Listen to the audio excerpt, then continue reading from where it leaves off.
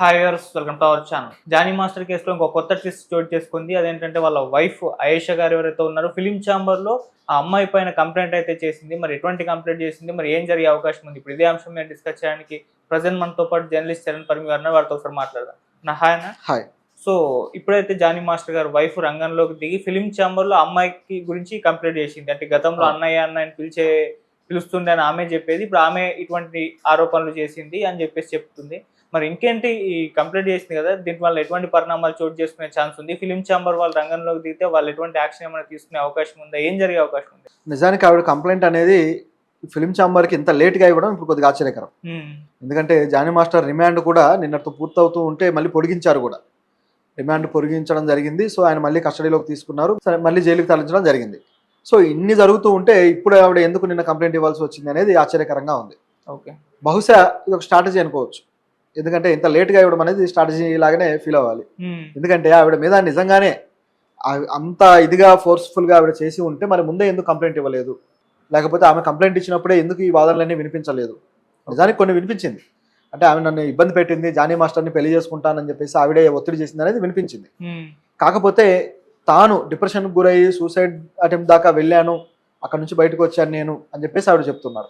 దాంతోపాటు గతంలో జానీ మాస్టర్ని ఆవిడ అన్నయ్య అని పిలిచేది, నన్ను వదిన అని పిలిచేది. సో ఇలా పిలుస్తూ నాకే ఆవిడ మోసం చేయడానికి ప్రయత్నించింది అని చెబుతూనే కనీసం జానీ మాస్టర్ని ఇంటికి కూడా రానివ్వలేదు, కేవలం ఇంటికి 3 గంటలు వచ్చి వెళ్ళిపోయేవాడు.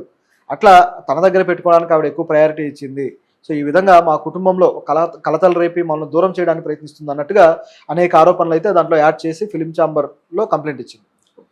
సో దీన్ని మరి వాళ్ళు తీసుకుంటారా, ఏ విధంగా విచారణ చేయబోతున్నారా అనేది ఆసక్తికరంగా ఉంది. అయితే నిజానికి ఆవిడ కంప్లైంట్ ఇవ్వాల్సింది పోలీస్ స్టేషన్ కాకుండా ఫిలిం ఛాంబర్లో ఎందుకు ఇచ్చారు అనేది ఇప్పుడున్న ప్రశ్న. ఒకవేళ తను సూసైడ్ అటెంప్ట్ దాకా వెళ్తే దానికి సంబంధించి ముందే ఆ వివరాలు పోలీస్ స్టేషన్లో చెప్పుండొచ్చు కదా. ఎందుకంటే అది కూడా చాలా తీవ్రమైనదే, ఒక వ్యక్తిని సూసైడ్కి పురిగొల్పడం అనేది. కాబట్టి అది కూడా కన్సిడర్ చేస్తారు పోలీసులు. దీంతోపాటు ఆ కుటుంబాన్ని విచ్ఛిన్నం చేయడానికి ఆవిడ పాత్ర కావచ్చు, ఇదంతా కూడా కన్సిడర్ చేసేదే. కానీ అలా స్టేషన్కి వెళ్లకుండా ఇట్లా ఫిలిం ఛాంబర్లో కంప్లైంట్ ఇవ్వడము, అది కూడా ఇన్ని రోజుల తర్వాత ఇవ్వడం అనేది పూర్తిగా స్ట్రాటజీ ప్లే చేస్తున్నారు అనేది కనిపిస్తుంది ఇక్కడ. ఓకే, అంటే ఆవిడ మీద రివర్స్ కేసు అనేది ఒకటి వేస్తే అది కొద్దిగా ప్రజల్లోకి వెళ్తుంది అనేది వీళ్ళ ఉద్దేశం కావచ్చు. అయితే ఇక్కడ గమనించాల్సింది ఏంటంటే ఆవిడ స్ట్రాటజీ అనేది ఎంతవరకు వర్కౌట్ అవుతుంది, ఎంతవరకు ఇది అవుతుంది అని. ఎందుకంటే వీళ్ళు ఆల్రెడీ ఒక దర్యాప్తు చేస్తున్నారు, ఒక కమిటీ వేసి, ఝాన్సీ గారు వీళ్ళంతా కూడా, తమ్మారెడ్డి భరద్వాజ్ గారు వీళ్ళంతా. సో ఈ దర్యాప్తు అనేది మరి దాని రిపోర్ట్ వీళ్ళు ఎప్పుడు సమర్పిస్తారో ఎవరికి తెలియదు, ఎప్పుడు బయటికి తీసుకొస్తారనేది. ఒకవైపు జరుగుతూ ఉండగా ఈవిడ ఇలా తీసుకురావడము, అలాగే మరోవైపు జానీ మాస్టర్ ఇంట్రాగేషన్లో సుకుమార్ పేరు తీసుకురావడము, సుకుమార్ మా మధ్య సయోధ్య చేకూర్చడానికి ప్రయత్నించాడు, ఇటువంటి తీసుకురావడం అన్నీ చూసాం. ఒకసారిగా దీంట్లో రకరకాల ట్విస్టులు వచ్చేసాయి. ఈ రకంగా చూస్తే సుకుమార్ పేరు తీసుకురావడం తోటి ఒకసారిగా కొత్త స్ట్రాటజీ అమలు పరచాల్సిన పరిస్థితి వీళ్ళకి ఏర్పడిందేమో అనిపిస్తుంది. ఎందుకంటే ఆవిడకి సపోర్ట్గా ఉన్న వాళ్ళు ఎవరయ్యా అని గతంలో ప్రశ్నలు వచ్చినప్పుడు వినపడ్డ 2 పేర్లు సుకుమార్ గారు, అలాగే బన్నీ గారు, అల్లు అర్జున్ గారు. సో వీళ్ళిద్దరు పేర్లే వినపడ్డాయి. ఇప్పుడు చూస్తే మా మధ్య సయోధ్య కోసం సుకుమార్ ప్రయత్నించాడు అని చెప్పేసి అంటున్నారు. ఆ సయోధ్యలో కూడా ఆవిడ తనని ఇబ్బంది పెడితే దానికోసం సయోధ్య సుకుమార్ వచ్చారన్నారు. ఈయన వెర్షన్లో సుకుమార్ తనకు సపోర్ట్గా కనపడుతుంది.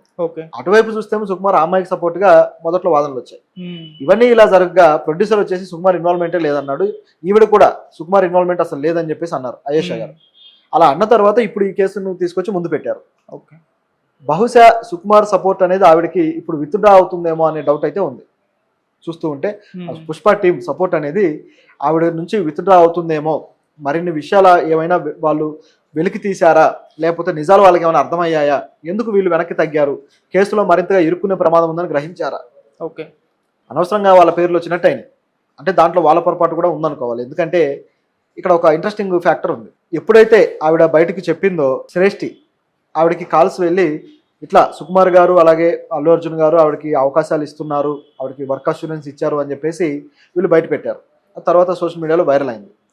ఈ విధంగా వైరల్ అయింది. కానీ మనం గమనించాల్సిన విషయం ఏంటంటే ఆవిడ కొత్తగా అవకాశం ఇవ్వడం కాదు, ఆల్రెడీ ఆవిడ పుష్ప టీంలో పనిచేస్తున్నారు అని. గొడవ జరిగిందే అక్కడ అని చెప్పేసి జానీ మాస్టర్ వ్యాఖ్యలతో క్లియర్ అయింది. కొత్తగా వాళ్ళు అవకాశం ఇచ్చేది ఏం లేదు. అంటే ఆవిడ ఏదో ఎక్కడో దగా పడితే వీళ్ళు వచ్చి ఆదుకున్నట్టుగా వీళ్ళు క్రియేట్ చేసి చెప్పారు. కానీ గమనించి చూస్తే ఆవిడ దగా పడిన సెట్ కూడా పుష్ప సెట్టే. ఆవిడకి ఏం జరిగింది అనేది పుష్ప సెట్లో ఉన్నారో తెలుసు. ఆవిడకి ఆల్రెడీ అవకాశం ఇచ్చి పుష్ప టీంలో ఆవిడని చేర్చుకొని ఆవిడ వర్క్ అనేది తీసుకున్నారు. వాళ్ళు లేడీ కొరియోగ్రాఫర్గా ఆవిడ వర్క్ నుంచి ఆల్రెడీ తీసుకుంటూ ఉన్నారు. తీసుకుంటూ ఉండగా ఆవిడకి ఆల్రెడీ రెమ్యునరేషన్ కూడా పే చేస్తూ ఉండగా ఆవిడతో ఆల్రెడీ వర్క్ చేస్తూ ఉండగా మళ్ళీ సపరేట్గా ఆవిడకి మేము వర్క్ ఇస్తాము, ఆపర్చునిటీస్ ఇచ్చి ఆదుకుంటామని ఎందుకు స్టేట్మెంట్ ఇచ్చారు? ఓకే, ఇది ఇక్కడ డౌట్ వచ్చేది. ఆల్రెడీ వర్క్ ఇచ్చారు, మళ్ళీ కొత్తగా వర్క్ ఇస్తామని ఎందుకు స్టేట్మెంట్లు ఇచ్చారు? సో ఆవిడ వెనకాల మేము ఉన్నాము అని చెప్పడం కోసం ఏమైనా సిగ్నలా? ఆవిడ విషయంలో మనెవరికి తెలియని నిజం మరొకటి ఏమన్నా ఉందా?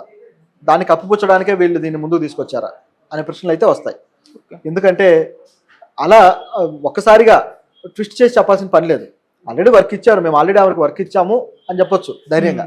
అలా కాకుండా వర్క్ ఇవ్వబోతున్నాము అని చెప్పారు. సో ఇక్కడ డౌట్ వస్తుంది. సో వాళ్ళ స్టాండ్ అనేది ఇప్పుడు మారింది అనేది క్లియర్గా కనిపిస్తుంది. మొదట్లో ఆవిడ వైపు ఉన్నారు, ఇప్పుడు కొద్దిగా స్టాండ్ చేంజ్ అయింది అనేది డౌట్ వస్తుంది. సో దీంట్లో భాగంగా వాళ్ళని కేసు నుంచి పూర్తి స్థాయిలో ఇన్వాల్వ్ కాకుండా పక్కన పెట్టడం కోసం చర్యల్లో భాగంగా ఆవిడ మీద ఈ విధమైన కేసు ఏమైనా ముందుకు తెచ్చారేమో అనిపిస్తుంది. సో మరి ఇప్పుడు అమ్మాయి ఇప్పటివరకు మీడియా ముందుకు వచ్చి మాట్లాడైతే లేదు. సో సినిమా ఇండస్ట్రీ నుంచి ఆమె ఒక సపోర్ట్ ఉంది, ఇటు వీళ్ళకు కూడా సపోర్ట్ చేస్తూ వస్తున్నారు, ఒక ఈక్వల్ గానే కనిపిస్తుంది. సో ఇప్పుడు ఫిలిం ఛాంబర్ మరి ఎటువైపు స్టాండ్ తీసుకునే ఛాన్స్ ఉందంటారు?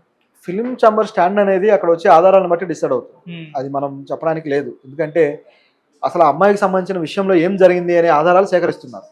వాళ్ళు ముందే అన్నారు కూడా వాళ్ళ ప్రెస్ మీట్లలో, జానీ మాస్టర్ తప్పు చేస్తే ఖచ్చితంగా శిక్షార్హుడే, మేము ఆ రిపోర్ట్లన్నీ సబ్మిట్ చేస్తాము. ఆయన్ని ఆల్రెడీ డిస్మిస్ చేశారు కూడా. అసోసియేషన్ అధ్యక్షుడి నుంచి అలాగే డాన్స్ మాస్టర్ కొరియోగ్రాఫర్స్ లిస్ట్ నుంచి కూడా ఆయన్ని తీసేయడం జరిగింది. ఆల్రెడీ ఆయన మీద చర్యలు జరిగిపోయాయి. ఇక జరగాల్సింది లీగల్ చర్యలు ఏవైతే కోర్టులో తేలాలి. సో కోర్టులో తేలాల్సిన విషయాల్లో ఫిలిం ఛాంబర్ తీసుకున్న నిర్ణయాలు ఏమీ లేవు. వాళ్ళు ఆల్రెడీ వాళ్ళ నిర్ణయాలు తీసేసుకున్నారు. ఆ రిపోర్ట్ అనేది ముందు పెడితే ఎవరు తప్పు ఎవరి ఒప్పు అనేది కొంతవరకు క్లారిటీ వస్తుంది, అంతే. ఇది పరిస్థితి. అయితే ఇక్కడ శిక్షలు పడతాయా లేదనే దాన్ని బట్టి ఫిలిం ఛాంబర్ నిర్ణయాలు కూడా మారతాయి. ఒకవేళ కోర్టులో అది సరిగా నిరూపణ అవ్వక శిక్షలు పడకపోతే ఫిలిం ఛాంబర్ నిర్ణయాలు ఇక్కడ మారిపోయి మళ్ళీ ఆయన తీసుకునే అవకాశాలు అయితే ఉంటాయి. ఇది ఇక్కడ కనిపిస్తూ ఉన్నది. ఇక సపోర్ట్ విషయంలో చూసుకుంటే రెండు వైపులా కూడా వాదనలు బలంగానే ఉన్నాయి. రెండు వైపులో కూడా తప్పులు కనిపిస్తున్నాయి. కేవలం ఒకటి తప్పని చెప్పడానికి లేదు, రెండు వైపులో పొరపాట్లు కనిపిస్తున్నాయి. కాబట్టి ఇది ఎటువైపు దారి తీస్తుంది అనేది ఇక కోర్టులో తేల్చాలి తప్పితే మనం ఇక్కడ కూర్చొని తేల్చేది అయితే కాదు. అని ఇప్పుడు చాలా మంది కూడా అమ్మాయి కంప్లైంట్ చేసింది కదా, మీడియా ముందుకు రావట్లేదు అని చెప్పేసి కూడా ఒక చర్చ అయితే జరుగుతుంది. అంటే మీడియాని తను ఫేస్ చేయలేక ఇష్టం లేదో మరి ఏంటో రీజన్స్, మరి దీనిపైన మీ ఒపీనియన్ ఏంటి? ఆవిడ కేసు పెట్టిన తర్వాత ఇంతవరకు కూడా బయటికి రాలేదు. ఆవిడ సంబంధించిన పాత వీడియోలు ఆవిడ ఆల్రెడీ జానీ మాస్టర్తో సినిమా చేసింది కాబట్టి ఆ వీడియోలు, ఆవిడ డాన్స్ ప్రాక్టీస్ చేసిన వీడియోలు మాత్రమే వైరల్ అవుతూ ఉన్నాయి. ఆమె ఫేస్ జనాలకు తెలియాలి కాబట్టి దాన్ని వైరల్ చేశారు. కానీ ఆవిడ బయటికి రావడానికి సిద్ధంగా లేదు. నేనైతే బయటికి రాలేను అని చెప్పేసి కరాఖండిగా చెప్పేస్తున్నారు. ఎందుకంటే ఆవిడ బయటికి వస్తే మీడియా ఛానల్స్ లో కూర్చొని మాట్లాడాల్సి వస్తుంది, ఆవిడ వెర్షన్ వినిపించాల్సి వస్తుంది. మరి ఆ వెర్షన్ వినిపించకుండా తనకు న్యాయం చేయమని అడగకుండా ఎందుకు ఈ విధంగా సైలెంట్ గా ఉన్నారనేది ఎవరికి అర్థం కావట్లేదు. ఎందుకంటే తన వాదన వినిపిస్తేనే ఎవరికైనా తెలుస్తుంది క్లియర్ గా. అలా కాకుండా రకరకాల స్పెక్యులేషన్స్ బయట వైరల్ అవుతూ ఉన్నాయి. మధ్యలో ఉన్న వ్యక్తులే మాట్లాడుతున్నారు తప్పితే ఆవిడ మాట్లాడడం లేదు. ఆవిడ ఓన్ గా మాట్లాడకపోవడానికి కారణం ఈ కేసు చాలా లేట్ గా పెట్టడమా ఏంటి అనేది డౌట్. ఎందుకంటే అత్యాచారం అనేది జరిగింది దాదాపు 3-4 ఏళ్ల క్రితం, దాదాపు 2 ఏళ్ళు ఖచ్చితంగా చెప్పాలంటే. ఎందుకంటే గత కొద్ది కాలంగా వాళ్ళిద్దరూ కలిసి కూడా లేరు. ఆవిడ ఎప్పుడో దూరంగా ఉన్నారు, ఆవిడ తన కొరియోగ్రఫీ చేసుకుంటూ వెళ్తున్నారు. ఇవన్నీ జరుగుతున్న క్రమంలో పోలీసులు మరి ఆ అత్యాచారానికి సంబంధించిన టెస్టులు కూడా చేసే అవకాశాలు లేకుండా పోయింది. ఇప్పుడు నిజానికి ఈ కేసులో ఆవిడతోటి కూడా పాలిగ్రాఫ్ టెస్ట్ లాంటివి చేయాలి, కానీ అటువంటి అవకాశం కూడా లేకుండా కేవలం ఒకవైపే ఉండటం అనేది ఇప్పుడు ఆశ్చర్యకరంగా ఉంటే ఆవిడ బయటికి రాకపోవడానికి కారణం దీంట్లో ఫర్దర్ ఏ ప్రొసీడింగ్స్ ఉన్నాయో వీటిలో ఇన్వాల్వ్ అవ్వదలుచుకోలేదు ఆవిడ. సో ఇవన్నీ కారణాలుగా కనిపిస్తున్నాయి. మరి రాకపోతే ఏమవుతుంది అనేది చూడాలి. ఎందుకంటే ఆ వ్యక్తి సిన్సియర్గా ముందుకు వస్తేనే ఎంతవరకు అయినా సాల్వ్ అవడానికి ఛాన్స్ ఉంటుంది. కేవలం ఒకే యాంగిల్ నుంచి చూడడానికి అయితే లేదు ఇది. కాబట్టి చూద్దాం. Thank you so much. Thank you.